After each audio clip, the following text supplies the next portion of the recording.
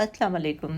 ये देखें फूलों की कंडीशन। ये अभी कुछ दिन पहले मैंने आप लोगों से वीडियो शेयर की थी, तो तब ये बहुत ही फ्रेश और बहुत अच्छे लग रहे थे। अभी इनकी कंडीशन जो है बहुत ही ये ड्राई हो चुके हैं, बहुत सूख चुके हैं।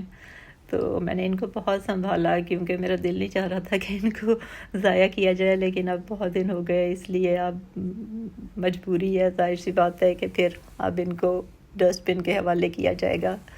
बहुत दिल दुखी हो रहा है, इसलिए मैंने कहा कि अब इनकी इस कंडीशन की वीडियो भी आपसे शेयर करती हूँ। देखें आप कितने प्यारे लग रहे हैं ना, अब भी माशाल्लाह से। चलें, अब क्या हो सकता है।